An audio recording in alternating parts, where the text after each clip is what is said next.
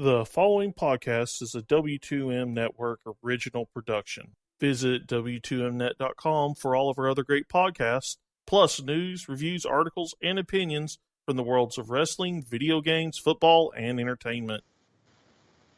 And for some reason, there were two in the strawberry and one in the chocolate, and nobody can figure out why.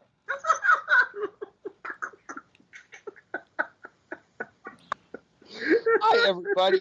You picked a very awkward time to join us. Good evening, afternoon, whenever you're listening, and welcome to week 14, technically the 13th episode of season 3 of the Kickoff here on the W2M Network. I am your host. My name is Harry Broadhurst. Joining me, as per usual, the co-host turned executive producer, Brandon Biskobing. How's it going, guys? This should be fun. And the executive producer turned co-host, Erik Watkins. Oh, Christmas tree! Oh, Christmas tree! Now it's acceptable for you to do that.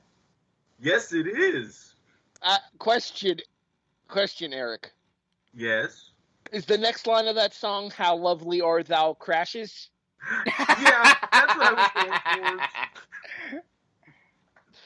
Okay, for those of you who don't understand the reference, and why would you, because we haven't told you yet, unfortunately, Jason Teasley will not be with us today. He had a situation with a Christmas tree, a glass coffee table, and a 4 a.m. wake-up call that nobody wants.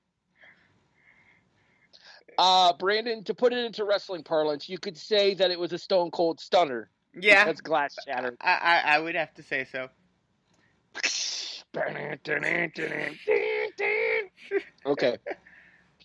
Now that all my smarky comments are out of the way, let's go ahead and get into today's show. We start, as we usually do, with Studs and Duds.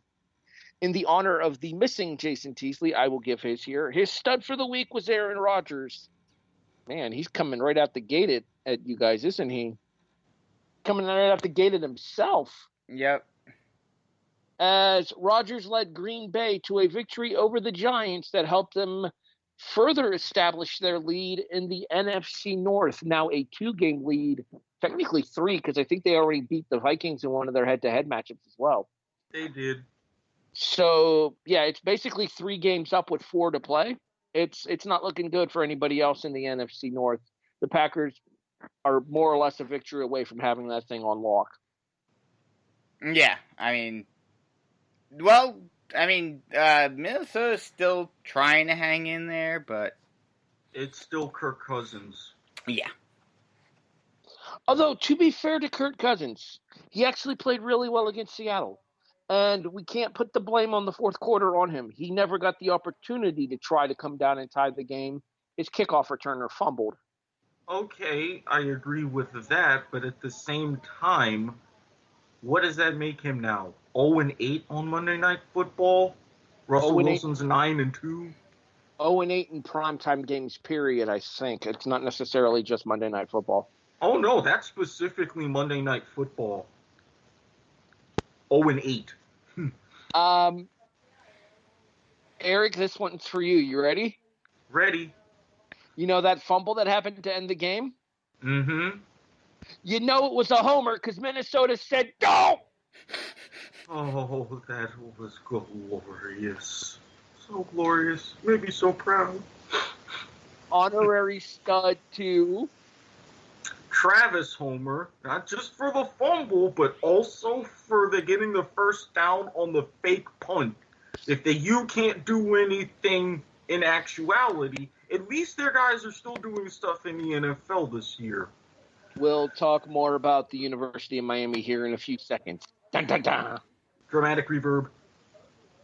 Your stud, Erik. With an honorary mention to a man who had an honor a couple of weeks ago, Tevita Tuli Aki Ono Tui Pulotu Mosese Vahai Fehoko Paletao Vea. Gesundheit? Yeah, you probably know him better as Vita Vea, defensive lineman for the Bucs, and now the heaviest player ever to score an offensive touchdown.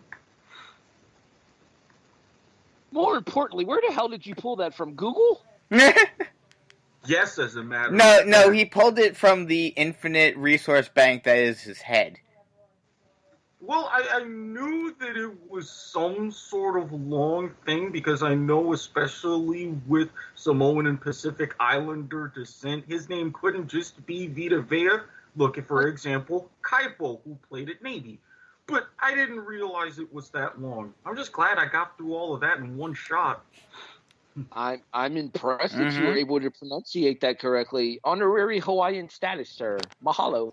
Mahalo, bitches. But anyway, my stud for an even bigger squid bit than that, one Brian Flores. Yes, we all know the Dolphins are, for lack of a better term, tanking. But they're playing hard. They're playing well. They're still in position to get a top 5 pick. And let's face it, when you have a trick play that is the trick play to end all trick plays, to see something that in one aspect has not happened since 1977, and another aspect that hasn't happened since 1964, for calling the Mountaineer shot in that position and it helping you win the game against the Eagles, you earned stud status in my mind. That whole tanking thing, they could have fooled me over the last few weeks that they're tanking. Yeah, because they actually, care, and they're actually half talented. Ooh. We're gonna talk about the Dolphins here in a few seconds, and Erik, I think you'll be impressed with this one. I have a squid bit of my own. Oh, I like where this is going. Brandon, stud. My stud for the week is Jared Goff, who went on an absolute tear against the Cardinals, throwing for 424 yards and 2 touchdowns. Those 2 touchdowns were by halftime, I will point out. Yeah. When the Rams were already leading, the Ramses, sorry, Erik, were already leading 20-0. The thing is even given Goff's impressive stat line for that game, it probably could have been even better had the Cardinals not, sucked. 7-5. 7-5. Okay, but 7-5 and only a game behind Minnesota now. We didn't need to talk about that part, Harry. You know what's fun? You know what's funny?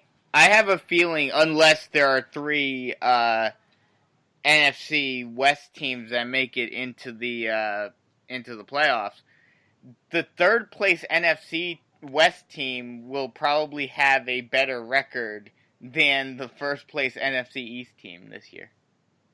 Oh, believe me, we'll be talking about that dumpster fire of a division soon enough.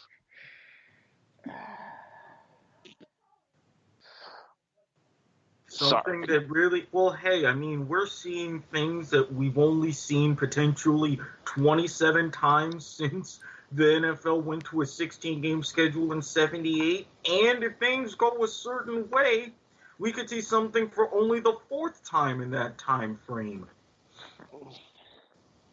So, Erik. Yes. You know how we sometimes, on occasion, I get made fun of when teams row the boat against my other football team? Oh, yes. I remember that. Yeah, well, Wisconsin just sunk the damn boat. Yeah, Minnesota went from rowing the boat to getting boat raced.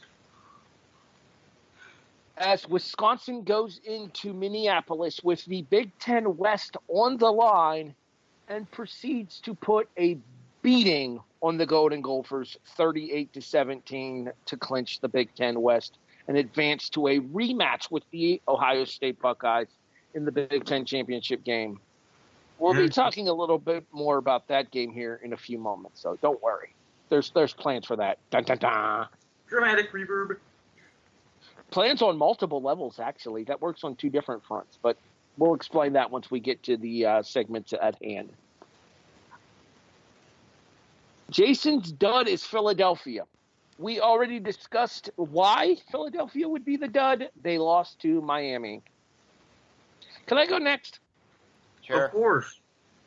There's a reason, because it ties into Philadelphia, and it ties into Miami specifically. Jet.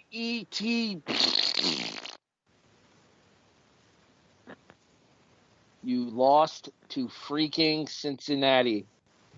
And now they get to face Miami this week. Maybe it'll be 2 for 2 Who? for them.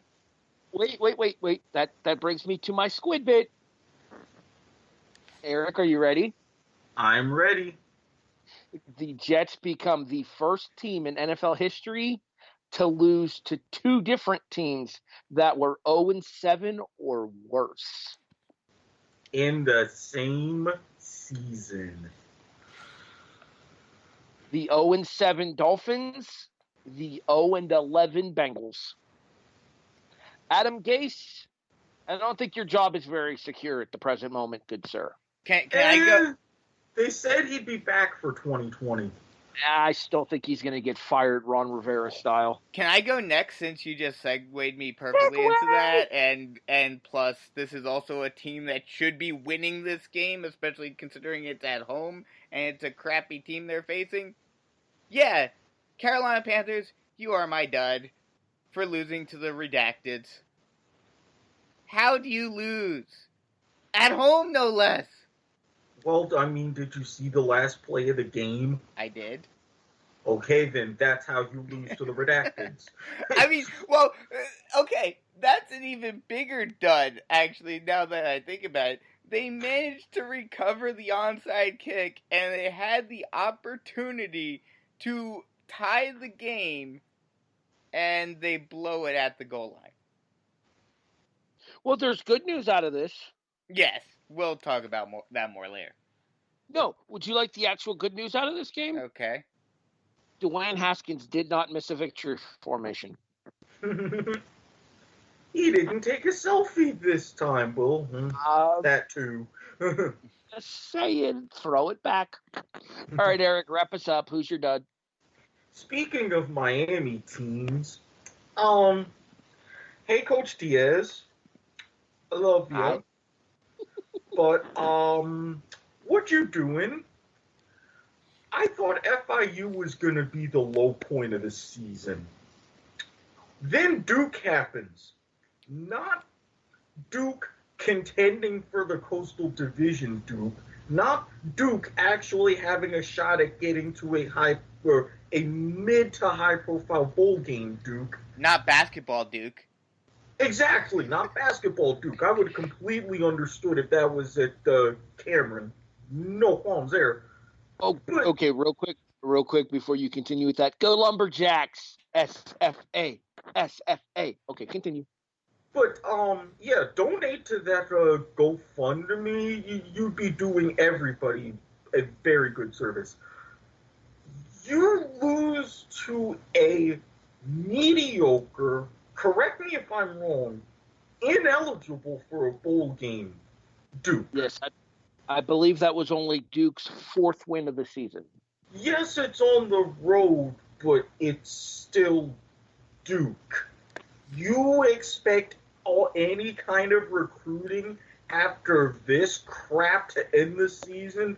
I'm sorry, but my boys, y'all my duds. Y'all really got to step it up. They need to go back to their winning ways. So what you're saying is they need to recruit a couple of convicts? Yes, precisely. You know, that wouldn't necessarily be the worst of ideas. I mean, not to go into a little bit of a, not off topic, but onto a little separate. Make it quick because I want to thing. stay on something resembling a decent pace here. Yes, but it seems, unfortunately, that the schools that don't care as much about character and don't care as much about whether or not they're doing any shady dealings are unfortunately the ones that are more successful.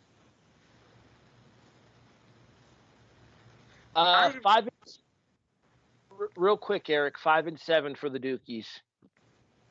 5 and 6. I can't even argue with Brandon's point, though. He's right. Oh, what happened to the state of Miami? My guess is it turned into a city. Well played. On a related note to the University of Miami and such things here, at least you guys remain bowl eligible at 6-6. They had a stat come out. I was checking the ESPN thing because I kind of track these things when I do my season records and stuff anyway. 78 teams will go to a bowl game. There are 79 bowl eligible teams. So there's going to be one 6-6 team left out. The general belief, according to ESPN, is that it will be Central Michigan. Therefore, they get honorary dud status for the week if that does happen. Yeah, given the state of the MAC, that wouldn't surprise me whatsoever. This seems to be the first season in at least a little while that there aren't any under 500 teams bowl eligible. I think the last time was 2016. The last 2 years have had a pair of 5-17 bowling just because of the fact that there's so many goddamn bowl games. Okay, let's move on. So, that happened. Okay, Jason's not with us, so I will go ahead and give you guys his. Yeah. Apparently, if you work in the press and you're at a Michigan Wolverine press conference after the game against Ohio State, you're going to piss off Jim Harbaugh. To be fair, if you had played the way you did against Ohio State, you probably deserved to be pissed off Jim Harbaugh. There was a reporter in the Michigan press conference that had the audacity to ask, what is the main difference in the gap of talent between Michigan and Ohio State right now? I believe one of the exact words that was used was, why is it that you guys cannot seem to defeat them anymore? And Harbaugh went off. Look at the bright side, Jim. You may not have this problem much longer. Yeah, really. It's that whole situation's up in the air. Michigan, this is about Michigan's peak. Just like you said about those that want more character, Michigan men, academic standards. Yeah, Michigan's upholding to that. So winning 10 games, getting throttled by Ohio State, and therefore not winning the Big Ten, yeah, that's about your ceiling. Mm-hmm. Okay, I'm just going to put this into perspective for you. The Michigan football team won 9 games this season. Mm-hmm. The Michigan's men's basketball team has won 8 games this month. Mm-hmm. Just tossing it out there. Yep. Yeah. All right, Brandon. So, that happened. So that happened, we've already kind of referenced a couple of times, but it is one Ron Rivera getting fired. Bye, Ron. Good luck finding another job somewhere else, probably in an even crappier team. Yeah. Actually, I have a bold prediction to make. Oh, God. It's not that bold if it's the prediction I'm thinking, because I have heard similar rumors. 2020 NFL season starts, and Ron Rivera is the coach of the Cleveland Browns. That's not the prediction I was thinking of. I don't think Freddie Kitchens survives the season, especially if the Browns end up under 500. Too much talent on that team for Kitchens to keep his job, and Rivera has a reputation as a quarterback whisperer, so him working with Mayfield makes sense. I mean, that would work. Or when you have a guy that's a very solid defensive mind, and you've got guys that have clever nicknames like, oh, I don't know, Danny Loose Change. I mean, it's possible. Things are possible. Where are you hearing, Erik? I've been hearing some rumors, and there's a slight swell that the Giants could potentially be interested. And it would be a decent fit. I'd be okay with that. I mean, Shermer hasn't exactly been the greatest head coach. Granted, they have a lot more problems than just head coach. But, yeah. So what you're saying is Shermer stepped in McAdoo-doo? Yes, precisely.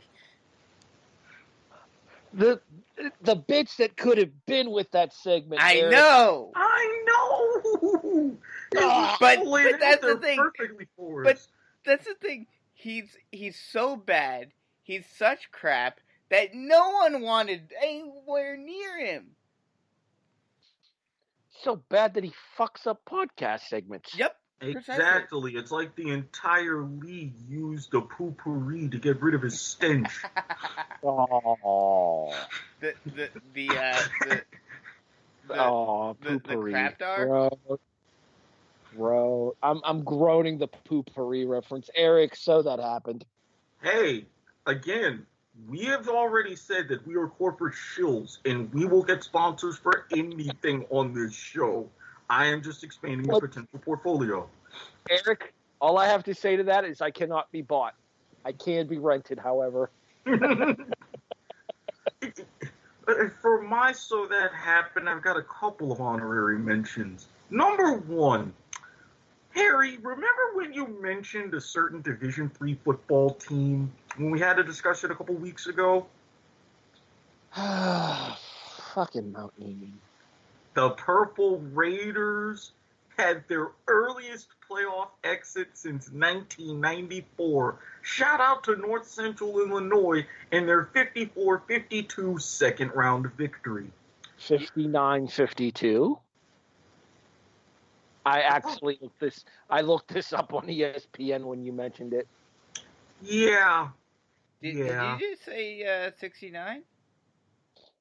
59. Get your mind out of the gutter. Exactly. I was about to say Giggy. Let's go. But besides, that's I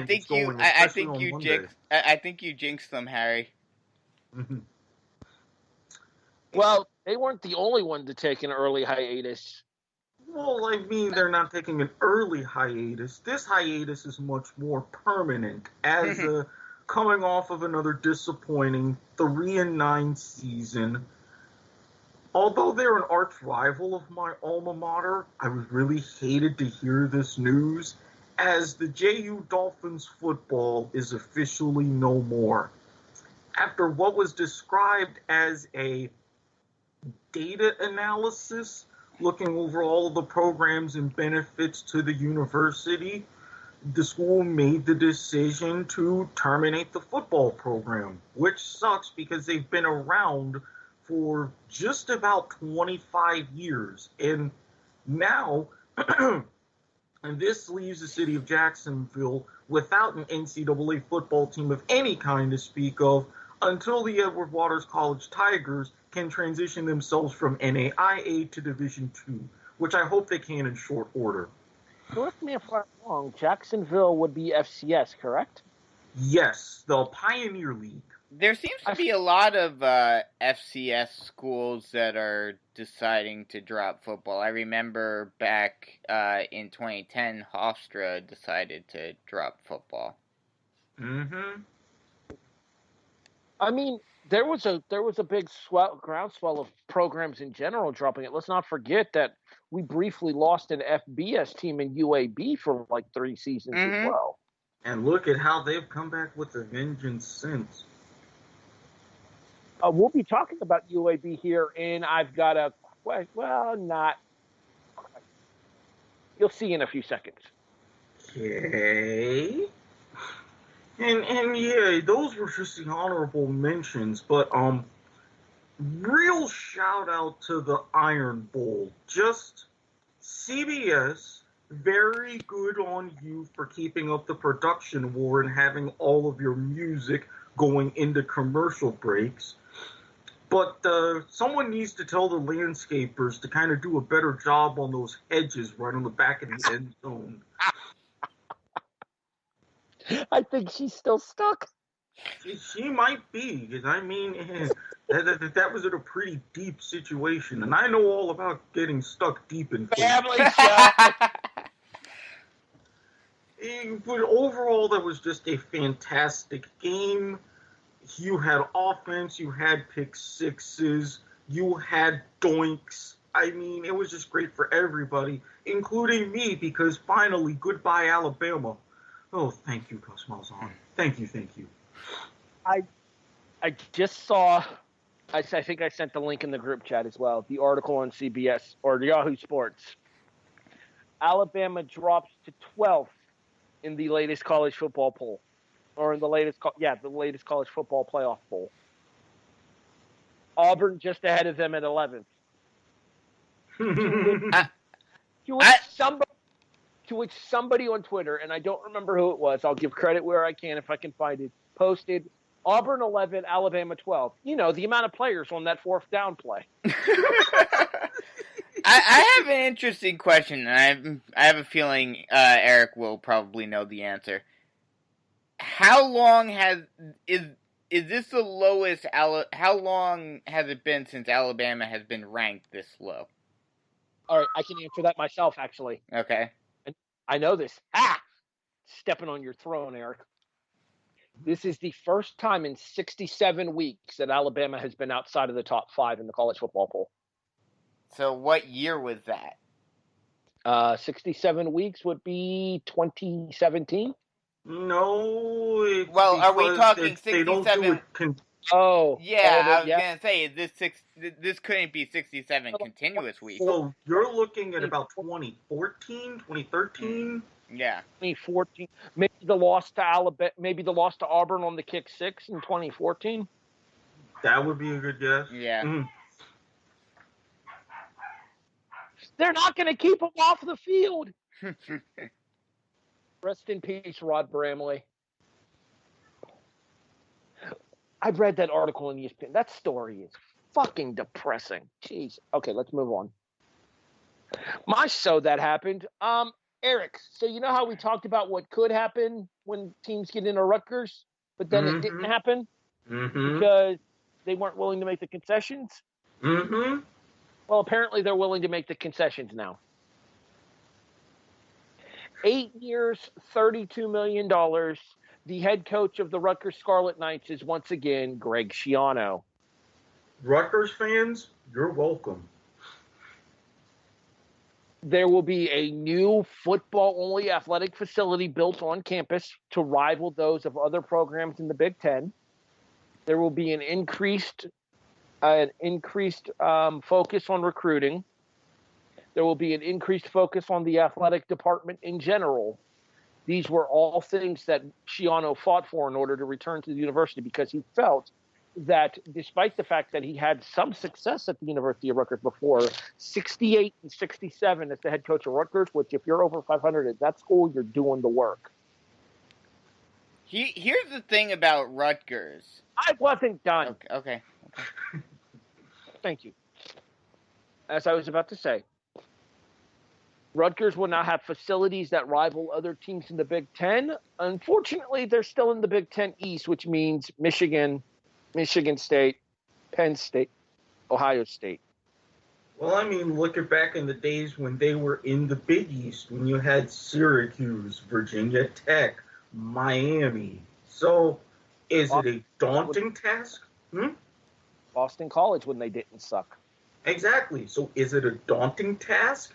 Yes. But I honestly think with those investments, it's very achievable. Now, granted, there's a little bit of a hitch.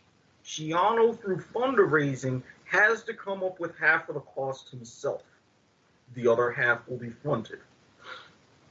All right, Brandon, what was your question?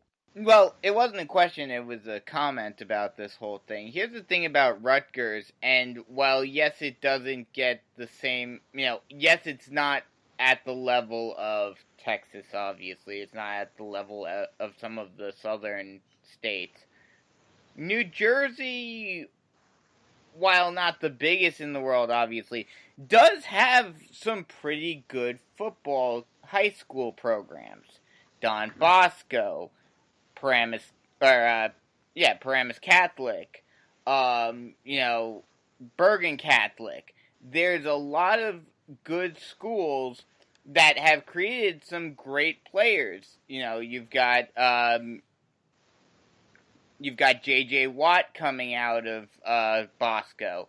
You've got a lot of NFL players that have come out of New Jersey that, if Schiano can be successful and convince them to stay home instead of going elsewhere, they can do something. They're not going to be top dogs. They're not going to be making the playoffs or anything. But do I think they can go from being the cellar dweller to being in the middle of the pack? Yeah.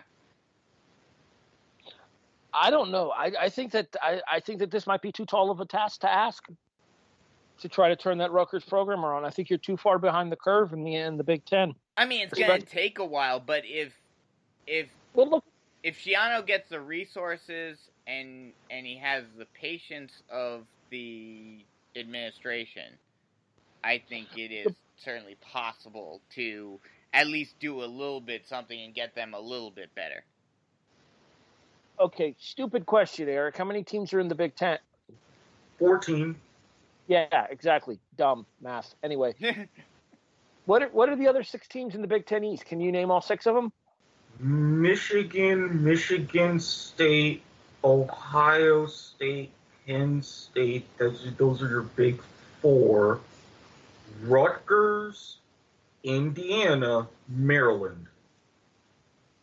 Name one of those teams that you think Rutgers could be better than in 3 years. Indiana and Maryland. I was just going to say Maryland. I'm going to disagree with Indiana because Indiana's 7-5 and heading to a bowl game right now. Okay, but this is the first time. If they win their bowl game, this is the first time. Or are they 7-5? I thought they were 8-4. Or either way, there's above 500 and qualified. Okay, but let me just say this. That 8-4 record, best that they've had since 93. The fact that they have a winning record in the Big Ten, also the first time since 1983.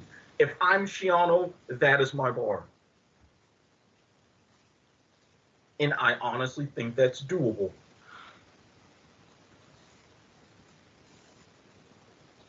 I feel like you're asking too much for Schiano here. I feel like you're setting him up to fail because of the fact that he is in such a difficult conference. If this were the Rutgers team that were still in the Big East and still had, well, I guess technically no such thing as the Big East now, but those programs that you mentioned in the Big East here, Boston College isn't nearly the program it used to be. Let's be honest. Miami's a dumpster fire right now, even with Manny Diaz. 6-6 is not the Hurricane way. You're damn right it isn't. Virginia Tech got reamed by fucking Virginia this past Sunday to lose the ACC Coastal. Now, to be fair, this actually completes the circle. Every team in the ACC Coastal has won the division at least once now. Parody, thy name is Coastal? Yes. Virginia was the last one. It's almost like Thanos in the Infinity Stones.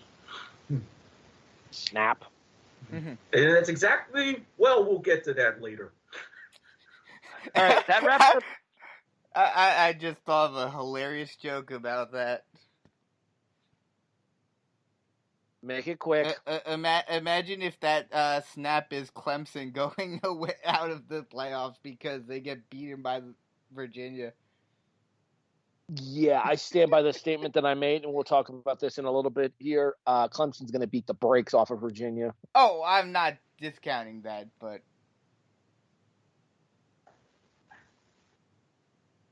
But, all right, we need to go ahead and move on here. I'm a Survivor time. 'Tis that time. Unfortunately, not here to speak for himself. However, Erik, you know how we have the lead right now at 6 in a row? Mm-hmm. Jason can tie us this week. Oh, bugger. Jason's going for his 6th in a row after Kansas City hit for number 5. Give me one quick second to switch brandings over on ESPN real quick, so that way I can have the opponents in front of me. As he is picking Minnesota against Detroit.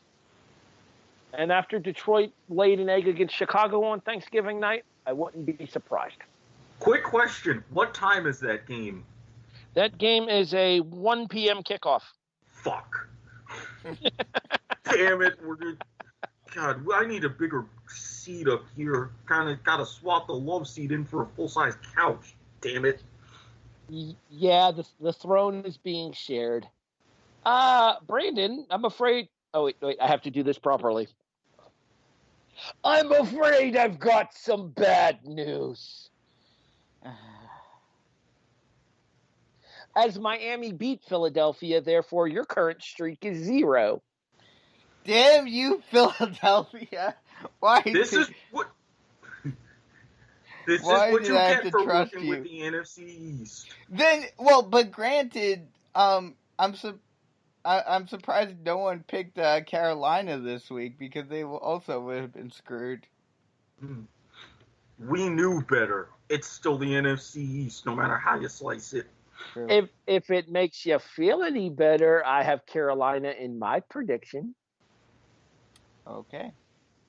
Give me your I'm a Survivor pick, Brandon. Mine is the Packers this week. Against? The Redacted. Because that worked out so well for Carolina. I have a little more faith in the Packers than I do the Panthers. That's fair. I trust Aaron Rodgers more than Kyle Allen, too. I do believe that the Kyle Allen experiment in Carolina may be over after this season as well. Yeah, coming back down to earth hard. Last couple. They lost to Washington. They were doing well in the first half, though. And I'm sorry, you're talking about like that doesn't prevent anything. Look at what I'm dealing with.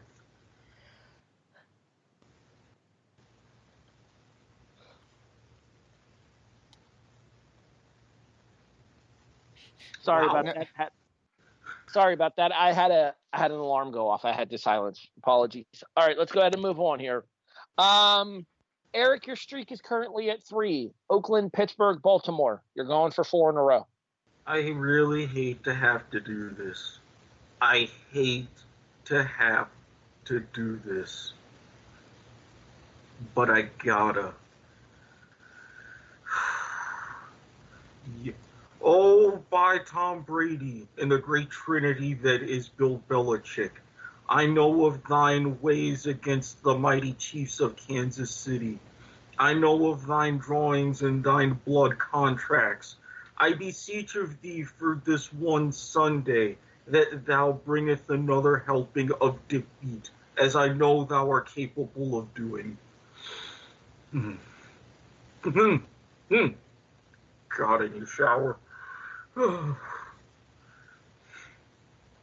No longer friend of the show, Robert Taylor disagrees.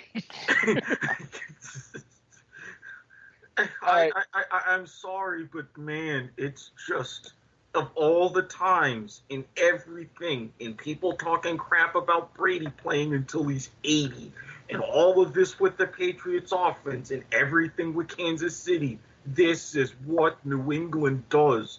The hoodie is at full effect in December.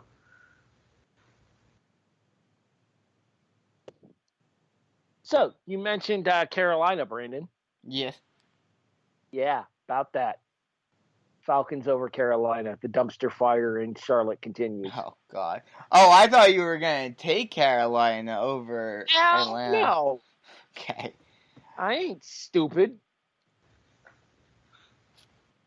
I don't trust Atlanta, though, either. Look at their record.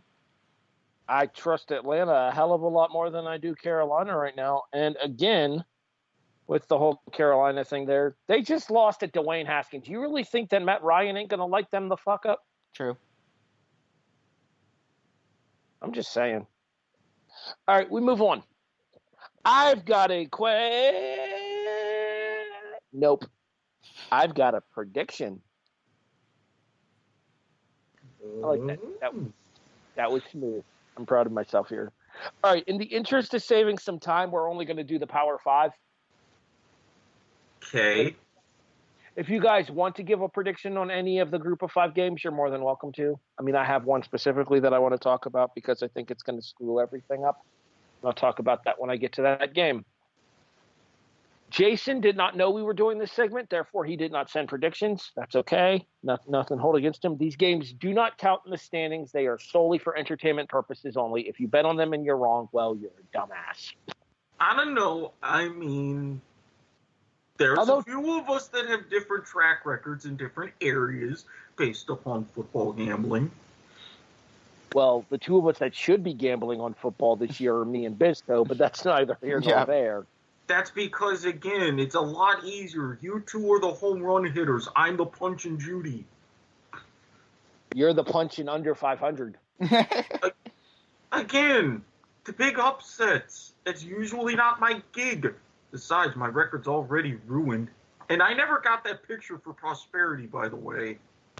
It's still in front of me. I have them written down. I can still send it. That's not an issue. Mm-hmm.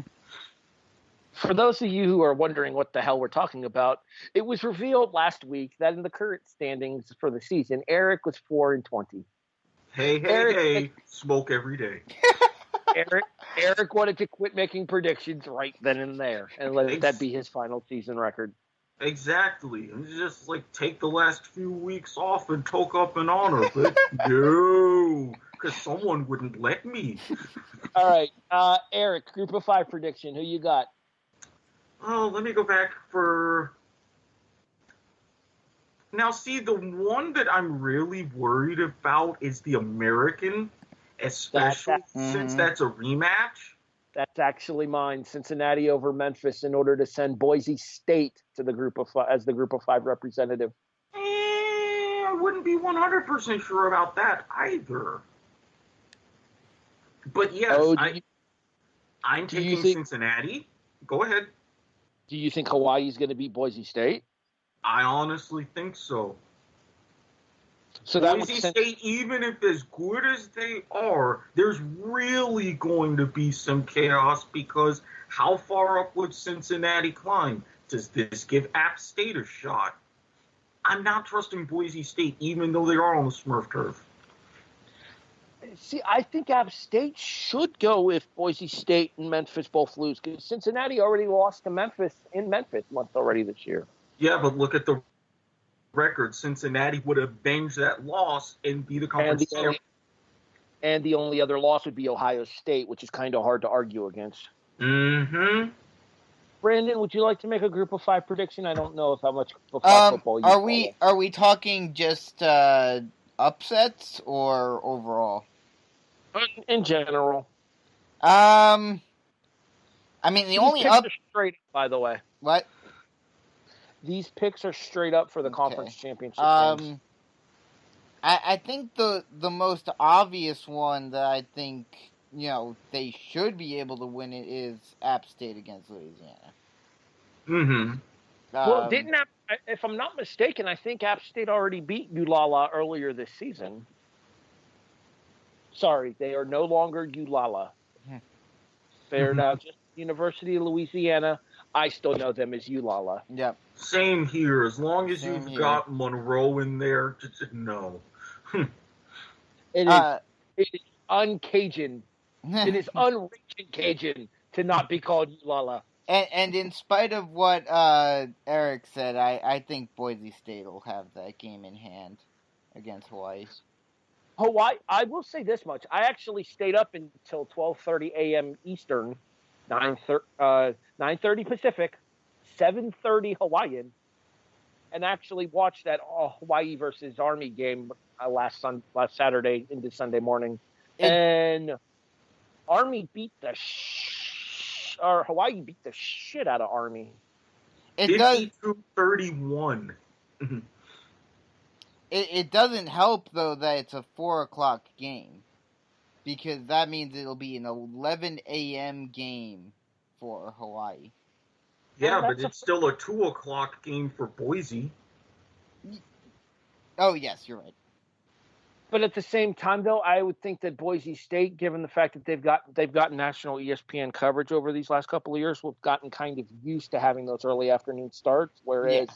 Let's be honest, 11 o'clock in Hawaii, most people are usually just waking up from going out surfing at 5 a.m. True. You've got a point there. We move on to the Group of 5 games. Remember, these are just straight-up predictions. We will talk against the spread a little bit later on in the show, even though certain people still like to try to steal other people's predictions. Do you mean Power 5? Because we just did Group of 5. That's what I meant. Well, okay, so that you can get, but you can't look at people's predictions. Anyway, all right. Who wants to go first? I'll go first, I guess. All right, I'll run them off in order of time of game played. You ready? Okay. Friday night, 8:00 p.m. Eastern, ABC, Pac-12 title, Utah and Oregon. Where is this game? Levi Stadium in Santa Clara. Okay, so it's about equal from both places. I think Utah will get this. Erik? Utah, much more dynamic and multifaceted on offense. The Ducks are starting to not quack as loudly. Oregon, because they're pissed off over the fact that they let a potential college football playoff spot fall away. And they're going to take it out on the rest of the Pac-12 by beating Utah. Oh, whoop-de-doo. So that means that they'll still be pretty much getting into the Rose Bowl. Yep. Yay. And it just solidifies that the Pac-12 will not make it into the playoff, and thus, who knows what will happen this offseason. Well, in fairness, two-loss team in the Pac-12, you weren't making the playoff anyway. Well, yes. Just because the quality of competition in the Pac-12 is not nearly what it is in the Big 12 or even further east in the Big 10 and the SEC specifically. Yep. Real quick. If Oregon wins this game, it is a $30 million hit to the Pac-12. Why is that? Because that's how much a team in the college football playoff gets. Oh, okay. Yeah, especially it'll be a hit to them regardless because I don't think Utah will make it. Given the fact that it's number 2 versus number 4, I think they're okay. We'll get to that game in a little bit here, especially with what I think is going to happen in that game. But let's move on. So if Utah's not going, and my other prediction happens, this right here is your fourth and final playoff team. It is number 7 Baylor, number 6 Oklahoma in Cowboy Stadium. Noon, ABC, Big 12 title game. Brandon? I think Oklahoma will win. I think it'll be... I'll talk about this more later. I think it'll be close. But I do think Oklahoma will win. Erik? Jalen Hurts wants to make a statement. Lincoln Riley wants to make a statement. And I think the moment is going to be way too big for Baylor, given that this is their first appearance in the conference title game. So as much as I like the Bears, it's Boomer Sooner again. Make it 3 for 3. I'm picking Oklahoma as well. And unlike Brandon, I don't think this game will be close. I think Oklahoma's going to be out to make a statement. Same. I'm saying right now, Boomer by at least 2 scores. And when I say 2 scores, I mean at least 14. If anything, I would lay down, if you're taking Oklahoma and you can tease it to 20, take a flyer on it. That takes us to 4 o'clock on CBS as number 4 Georgia, number 2 LSU in Mercedes-Benz in Atlanta. Man, they're going to have to play back-to-back days on that stadium. That turf is going to be awful for Atlanta and Carolina.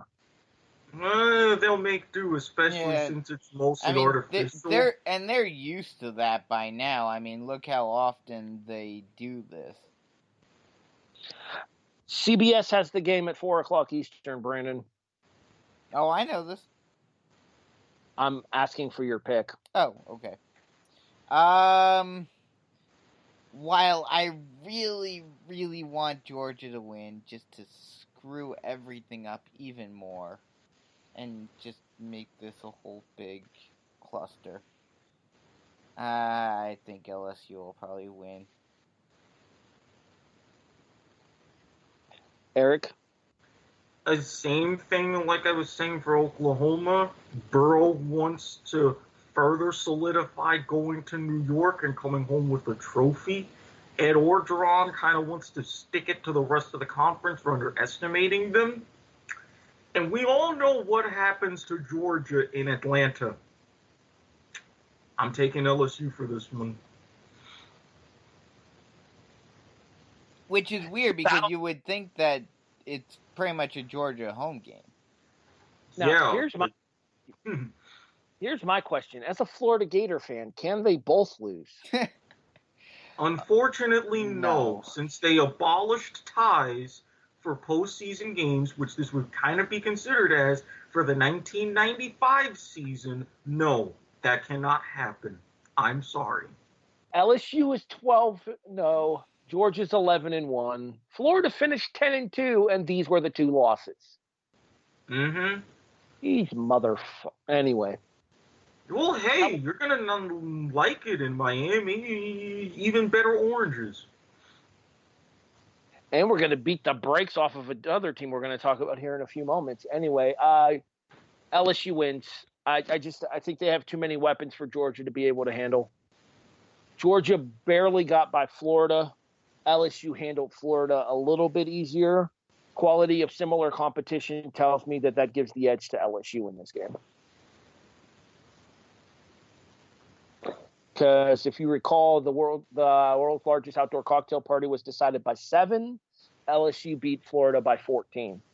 Yeah, and that 7, that was a very late, decided within the last couple of minutes. So, whereas Florida never really got back within 2 scores of LSU during the course of that game. I've watched most of it.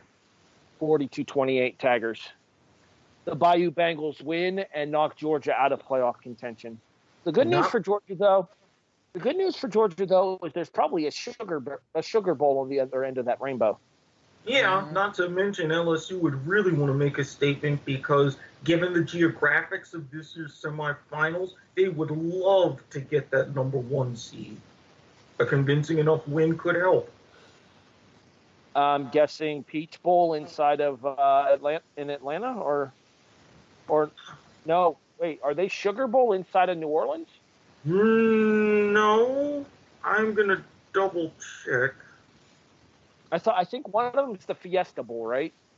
Yeah, so since it's the Fiesta, because it's always orange and cotton, rose and sugar, Fiesta and peach. Mm-hmm. So that would keep LSU in the same building if they were to get back to the number 1 seed. Mm-hmm. I don't think that's going to happen, though, because at 8 o'clock Eastern on Fox, Ohio State plays Wisconsin at Lucas Oil in Indianapolis. Brandon? As much as I would love to see the Badgers knock off the Buckeyes, don't think it'll happen. Ohio State. As much as you would love to take them in Are You Serious? I don't think it'll happen there either. Nope. Erik? Yeah, this is another one where no matter how many points you lay... Wait, we skipped one. I know. I'm saving that for last. Oh, okay. Have you seen how this offense is?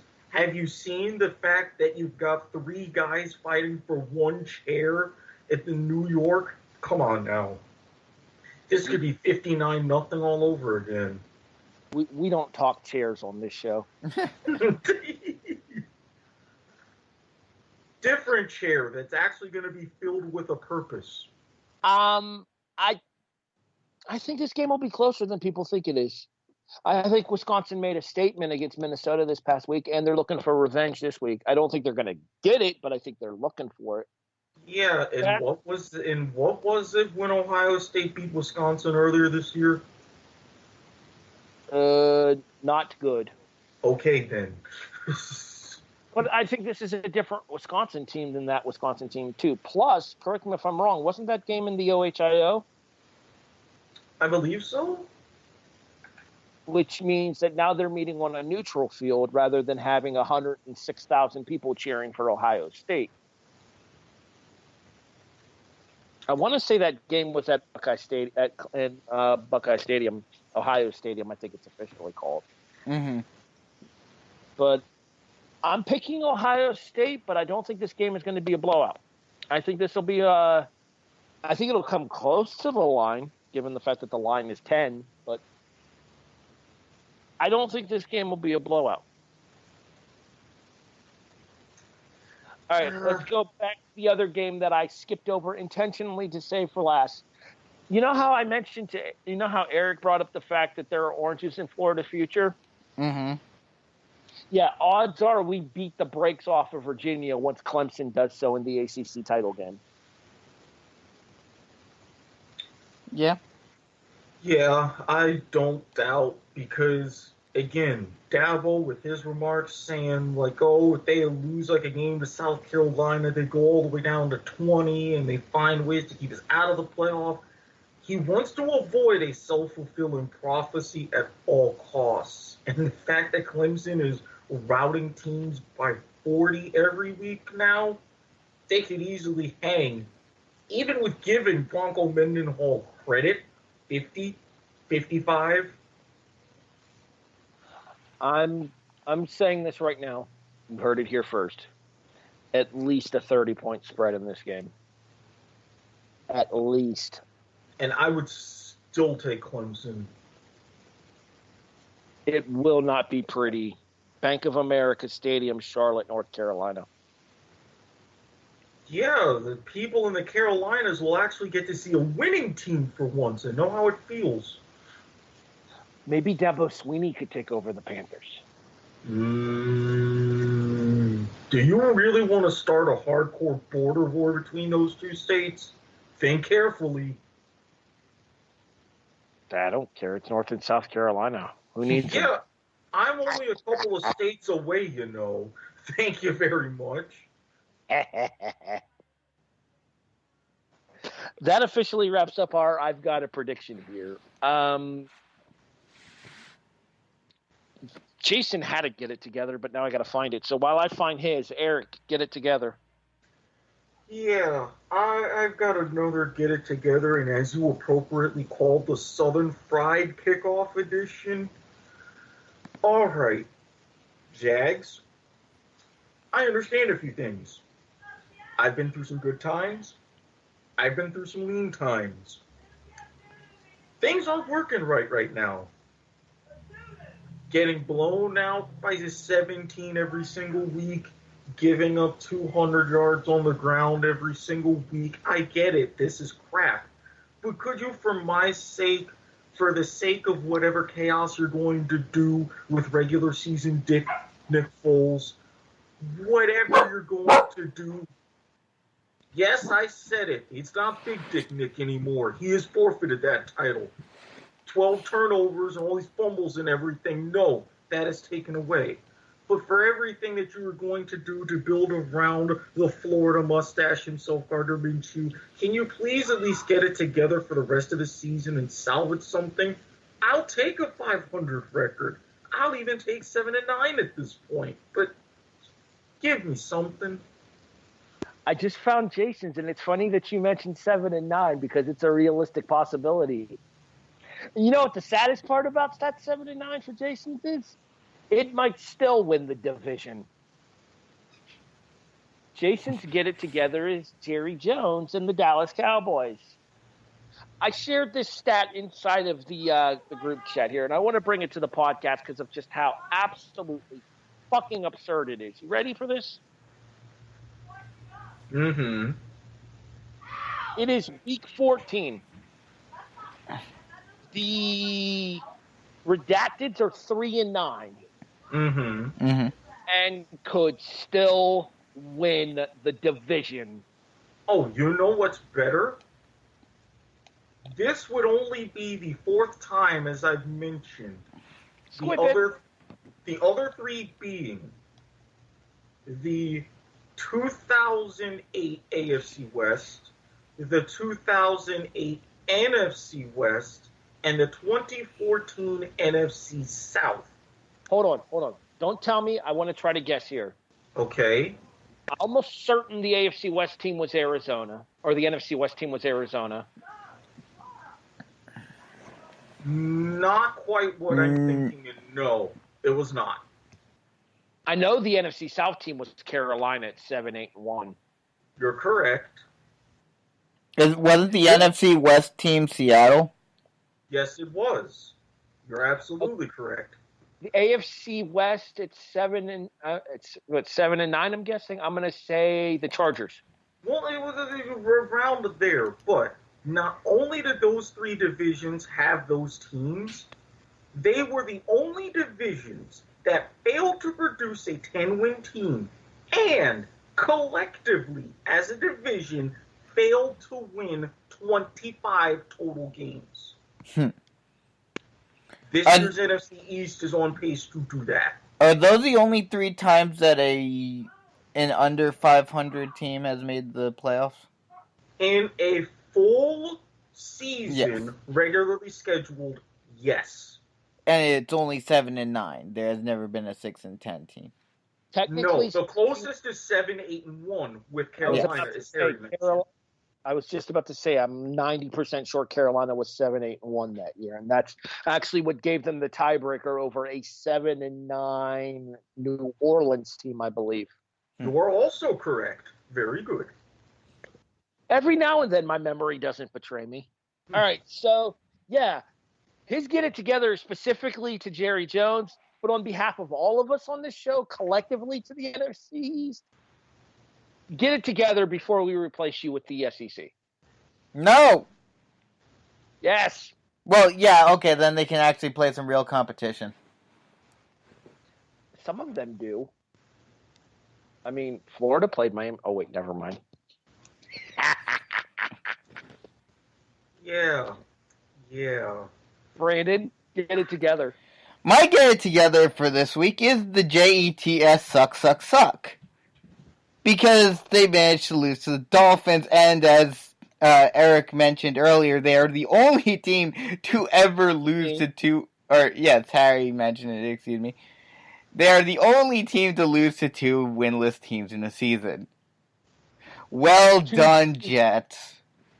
Not just 2 winless teams. 2 winless teams that had lost at least 7 games already. I think, you know what? I did this to myself, though, Erik. I called it a squid bit. That's why he thought it was you. Yeah, you and your damn gimmick infringement. Come up with your own title. How dare you quote gimmick infringement at me? I'm sorry. He knows more than he's letting on. All right. My get it together is whoever made the schedule at Army. Fun fact. Did you know that if you schedule 13 games, you have to go 7-6? Yeah, that's what Hawaii does. Also, you have to go 7-5 if you schedule 12 games, but 2 of them are against FCS opponents. Well, Hashtag the real squid bit. Well, Army scheduled 2 FCS teams and then proceeded to lose their 7th game of the season already to Hawaii this past Saturday. Really? You can't give the boys in the Service Academy a break and not let them just play a standard 12-game schedule? You had to schedule them for 13 games and make it so that they had to beat Hawaii and had to beat Navy to qualify? Would it have killed you to drop one of the FCS teams? Well, I mean, to be fair, that game was on the island. And because of all of the travel costs, that's why they had to schedule an extra game. Not to mention, too, the big thing with the game being on the island is it is a nice break for the boys in the military to be able to go out to Hawaii. Yeah, plus it was the second of a home and home. Hawaii went to West Point last year. You know who willingly goes to West Point? No one. Thank you for your service.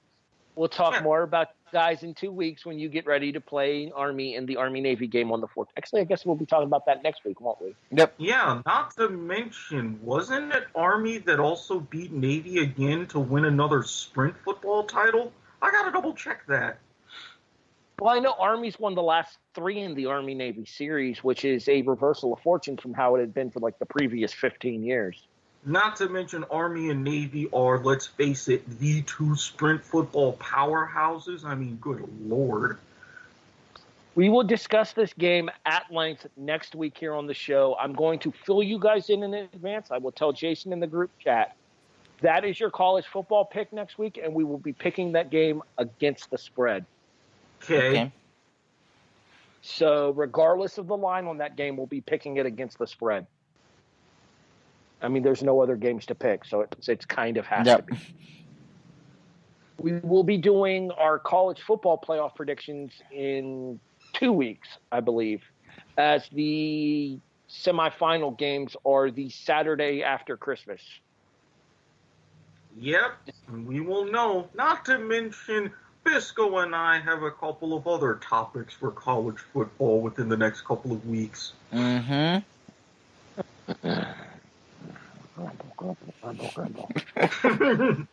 Erik. Yes. Serious. Now, college edition. I am serious, because everything I said about Georgia, I said for a reason. Things don't go well at the very end for them at Atlanta. However, for most of those games, things do go okay. They just happen to blow leads, and it's leads that they really shouldn't. While I know LSU is the better team, while I know they have the better quarterback, the better personnel, everything, I still give a little bit of a coaching edge to Kirby Smart. While the Bayou Bengals take the trophy and solidify their playoff spot and create a teeny bit of havoc for all of those at the hotel in Grapevine, Texas, Georgia makes at least somewhat of a case, keeps it close. I say Georgia covers the 7. Let me ask you guys a quick question before we give our other predictions here, because I'm genuinely curious here. Georgia wins this game. Does LSU get in anyway? Oh, yeah. I think it depends on the final score. If LSU gets blown out, they don't. One loss I think in the SEC championship to a top team. Yeah, and not to mention the love affair that the committee has for the SEC. Rob Mullins has already said those 4, 5, and 6 spots created a lot of debate. So I think if anything, Georgia would move up, and I would put LSU, they would probably have LSU at the 4, maybe move Georgia up to 2, depending on the other games. See, I think Georgia would go no higher than 3 if they won, because if Ohio State and Clemson win, you can't move them ahead of undefeated Ohio State and undefeated Clemson. Yeah. Fair. So it would probably be Ohio State, Clemson, Georgia, LSU in that order. So, yeah, it would end up being Ohio State versus LSU and Clemson versus Georgia, which would make for an interesting set of semifinals, in my opinion. Indeed. Although a lot of people west of the Mississippi really wouldn't watch, but that's what you get. Well, it's like what happens when you get like an all East Coast World Series. Mm-hmm. True. Like, let's not forget back in the mid-'90s when the World Series were dominated by the Yankees and the Braves. Yep. More so the Yankees, but whatever. As far as the teams involved, Erik, go buy another World Series, why don't you? Anyway, I could say the same to Brandon. Regardless. All right, so Erik has what? We don't have the money to buy World Series. What are you talking about? Back in the mid-'90s. Oh, wait, you're a Tampa fan. Yeah, he's a Tampa fan. Sorry. Had a moment. Bad fandom. This is what happens. This is what happens when we don't record at our normal times. Things get thrown out of whack. Exactly. As is, we just ended the deal where we would spend half of the year in Montreal. Which reminds me, I still got to brush up on my Français Québécois, because I think it's going to come in handy for a few years. But that'll be for our next episode of First Pitch. Let's continue. Erik is taking Georgia plus 6.5 right now. That number could fluctuate a little bit. The reason I say that is due to the minimal amount of games on this week's schedule. It is the team we think most likely to cover. Not necessarily the spread number here because of the minimal schedule here. I think there's only like 11 games on the schedule. Yeah. 11? Who's the 11th? 10. Well, there's also like 4 FCS games too, but I guess we're not counting those. No, those don't count. No. 8 FCS games. I mean, even though they do have the true playoff system, but okay, which they're in right now, believe it or not. That's enough from both of you. Jason's pick is Oregon over Utah as well. He has Oregon plus 6.5. And I think he actually picks Oregon straight up as well. I'm noticing a little bit of sharp money is coming in to bet these games off of key numbers. That's going to be interesting in the lead-up, especially out west. I'm actually really looking forward to this game tomorrow night. I think it'll be a good game. I think that Oregon is going to be pissed off that they let their opportunity slip away when they lost to Sparky and Herm Edwards. I think Utah's going to be out to make a statement in order to try to keep that final spot. But Oregon knows that this is basically their playoff game now with the loss that they had to Arizona State. This is their opportunity to stick it to a conference rival and keep them out of the opportunity that Oregon feels should have been theirs. I'm not going to be surprised at all when Oregon wins this game on Friday. Brandon, college. My Are You Serious this week is I'm taking Baylor over Oklahoma plus 9. The game that they had just a few weeks ago was only a 3-point differential, so I think that this game will be a lot closer than a lot of people are thinking. You do realize Baylor pulled an Atlanta Falcons, right? Yes, I know this. Okay. So technically speaking, that 3-point difference was actually a 28-point difference? Yeah. In the second half? Mm-hmm. Doesn't matter as long as the final score is what it is. Yeah, and look at what the final score was. I mean, you honestly think you heard it enough from Patriots fans when they put up 28-3 signs? You can make them a lot faster in Oklahoma. I mean, there's not much else to do in Oklahoma. Especially if you're not related. But that's another story. Jesus. Okay, so you asked me earlier what the score of the Ohio State-Wisconsin game was. 38-7. Yeah, I just looked it up. It was 38-7. Other interesting note is that game was at the Horseshoe in Columbus, Ohio. They are meeting on a neutral field this time. Wisconsin has all of the momentum coming into this game, coming off of demolishing Minnesota in what was a must-win game for them in the Big Ten West Championship game. I mean, that's basically what it amounted to. It was the Big Ten West Championship game. It was, yeah. Are they going to beat Ohio State on Saturday? Absolutely not.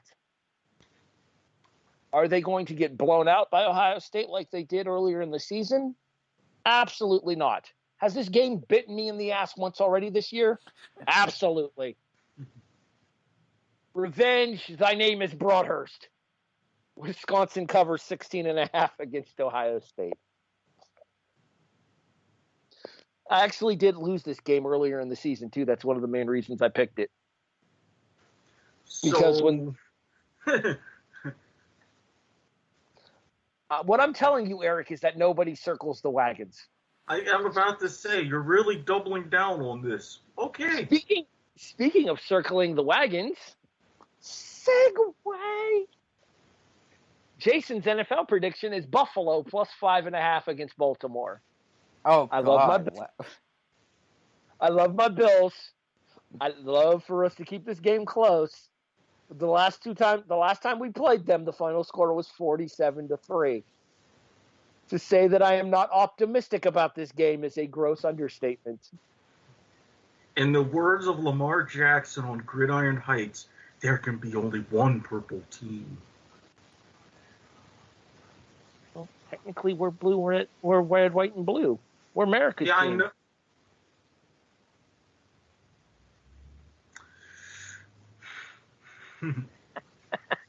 That was a specific shot at the Cowboys after we beat them on Thanksgiving, by the way. You could segue that to me. I can? Okay, yes. Fine. I will. Segue. Oh, yes, it is because of your pick with related to Dallas. That is right. Yeah. Segue. Brandon? Yeah, I'm taking the Bears to beat the Cowboys in Soldier Field plus 3. That is the Thursday night football game, and we'll be kicking off in approximately 5 hours and 25 minutes. Yep. To give you guys a frame of reference as to when we're recording this. Are any of you guys busy tonight? I've got one tutoring session that would be right around halftime and through the second half.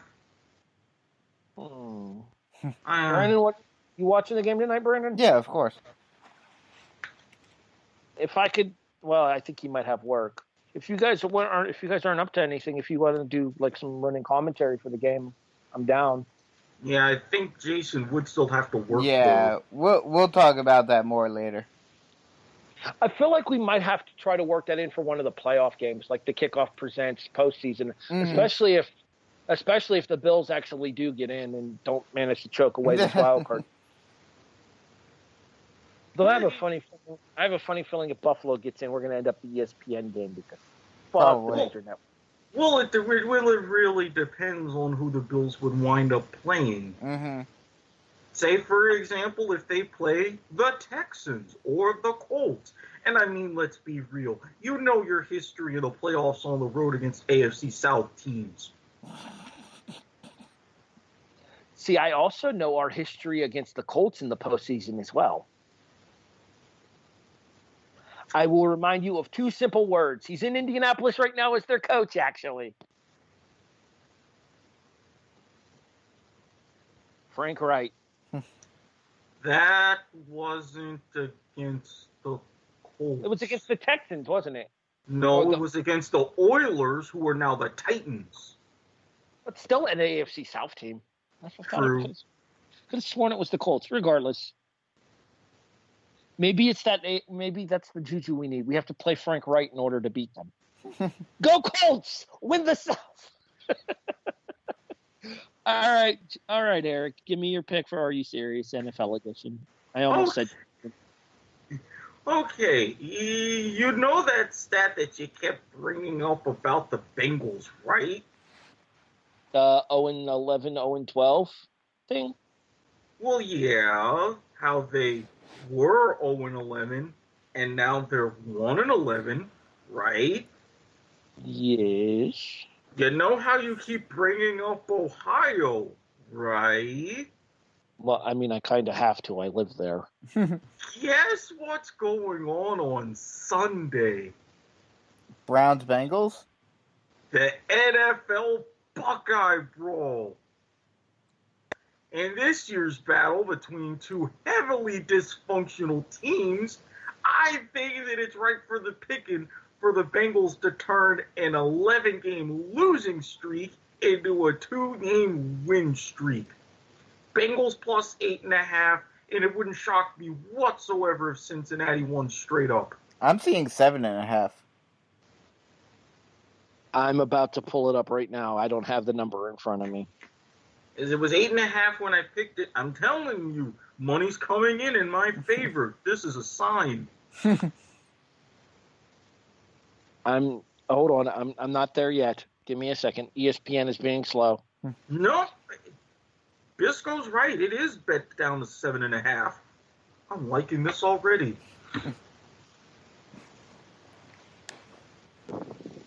My number, as I wrap things up here, it changed. Nope, it's still the same. So, Jason picked a 5.5 game in Buffalo and Miami, or Buffalo and Baltimore. Mm-hmm. I'm also going to the AFC East. J-E-T. Dolphins are going to put it on the Jets again? The Jets are 5.5-point favorites. Mm-hmm. Where is this game? In New York. Well, Jersey. Oh, that's why. Yeah, so technically on a neutral field, though, that still means that the Jets would be 2-point favorites, which is bullshit. The Miami Dolphins knocked the New York Jets into the cellar in the AFC East, beating them straight up in MetLife. And completing a season sweep.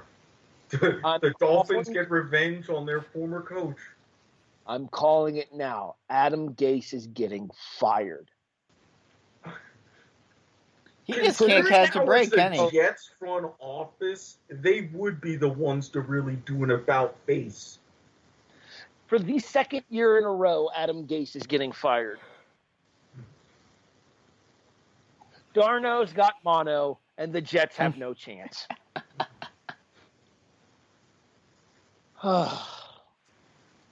You mentioned the fact that the NFC East might not win 25 games. Mm-hmm. The AFC East might not win 30, and that's with two teams that are going to have more than 10. Yeah, that's with two teams that will make the playoffs. Yeah. Speaking of dumpster fire divisions, at least the AFC South has gotten their shit together. Well, let's not be so hasty to proclaim that, Harry. I've seen way too much. Correct me if I'm wrong. Houston's 8-4, correct? Yes. And then Tennessee's 7-5. Mm-hmm. Is Indianapolis 7-5 or 6? Indy 6-6. Yeah. Mm-hmm. And then the Jaguars are what the Jaguars are. Exactly. We're 4-8. I gotta say it. That's why I say he is regular season Dick Foles. So wait, 8, 15, 21. You guys are at 25 already as a division. Mm-hmm. That's not bad. That's an average of 6 wins each. The West is the best because they have 30, and the NFC West have 30 wins already. A pair of 10 teams in that division. Seattle and San Francisco were both 10-2. Yep. And even then, the Rams are 7-5, and Arizona is 3-8, 3-1. Technically speaking, fun fact here: we talked about which team was most likely to blow a division lead. The Niners already have. As of right now, if the playoffs were to start today, Seattle would win the NFC West based on their head-to-head victory. So much for that 8-0 start. Fun fact, too. I'm actually really looking forward to the Sunday night game this week. This Sunday night game is a banger this week.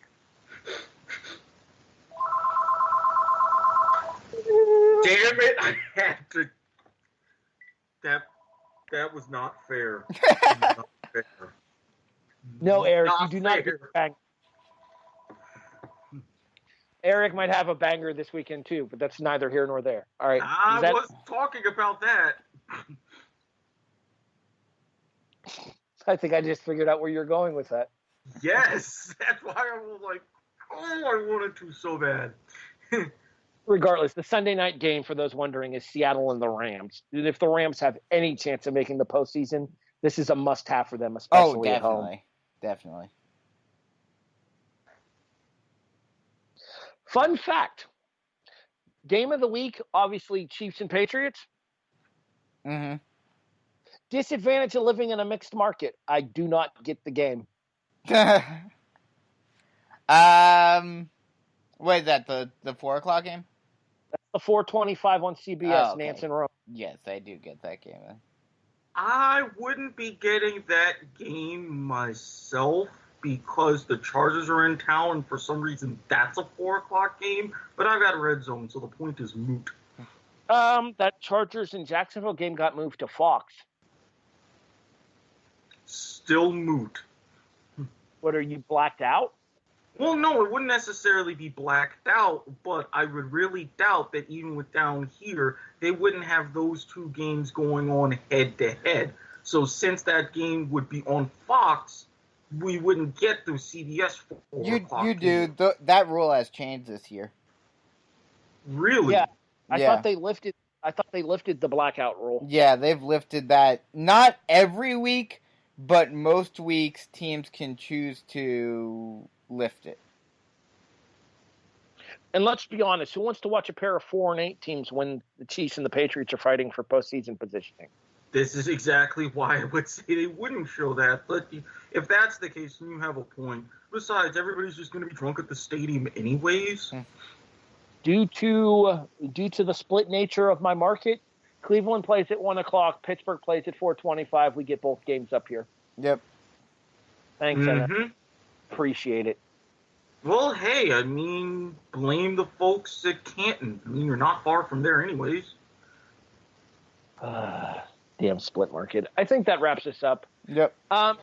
Jason would tell you to fuck off and then say that you can find him on Twitter at Turkoglu822. Don't ask me how to spell that. I don't know. TURKOGLU822. Although I was going to say, if you search for Jason Teasley on Twitter or Facebook, you can find him there. Erik, where can people find you online? You can, when I'm not trolling the really depths of the seediness, you can find me on Twitter at SquidSportsHead. I'm starting to do some more things on there.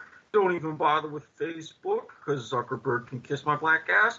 But if you are cool enough and are willing to go through a very stringent screening process, slide into my DMs on at SquidSportsHead, and you might find yourself with access to my dark Twitter. Premium Twitter and Snapchat coming soon. No, the way Snapchat's going, Telegram is where it's really at. He is more hip than the other three of us combined. Yeah, he Brandon? is. They can find me on Twitter at Bisco_GothamSN and on Facebook. Just find me. HEB the Eagle on Twitter, HEB the Eagle on Facebook, HEB the Eagle at Yahoo on email. Yes, I have that name pretty much trademarked. Always willing to talk sports, wrestling. Despite what Jason says, I do talk AEW, especially when I actually have a chance to watch the show. I have not watched this week's episode yet. I'm about to once we get done here. But I did watch NXT live, so, you know. NXT. Not a great NXT. Not a great NXT, but what's damn it? Damn NXT Homer. I thought something happened to the show. I was going to be like, no, Erik, over again. I believe that wraps it up for us. Yep. Erik, do you have anybody specific at the end of the show you want to give a shout out to for the finish? Yes, as a matter of fact, I do. A very lovely lady who I am hopefully trying to convince to join our little cavalcade on our network, Andrea Frisk, ANDREAFRISK, Twitter, Instagram, Periscope. You will be highly entertained. And if you so desire, onlyfans.com/gothbabe93. Viewer discretion is advised. You're damn right it is. But will be completely ignored. I'm watching In Your House 6, Rage in the Cage, and it's the one that opens with Sonny in the bikini on the beach. Oh, God. America. 1996 Sonny was America. That's all I'm saying. I still think Kimberly was hotter, but still. All right, that wraps us up. For the absent Jason Teasley, Erik Watkins, and Brandon Biskobing, I'm Harry Broadhurst. You have been listening to episode 13 of season 3 of the Kickoff here on the W2M Network. You can find us online at W2Mnet.com, YouTube.com/W2M Network, and on all of your favorite podcast listening services, iTunes, iHeartRadio, Stitcher, Spreaker, Podbean, CastBox. Hey, Brandon, guess what? Spotify is here. And Manny Diaz is a dick. There was someone else that I had in mind, but I might reconcile things with her, so that works for me. Let's not burn bridges. Let's instead close the podcast. Thanks for listening, everybody. We'll catch you guys next week for the Army-Navy episode as well as week 15 of the NFL season. Thanks for listening. We'll talk to you next week.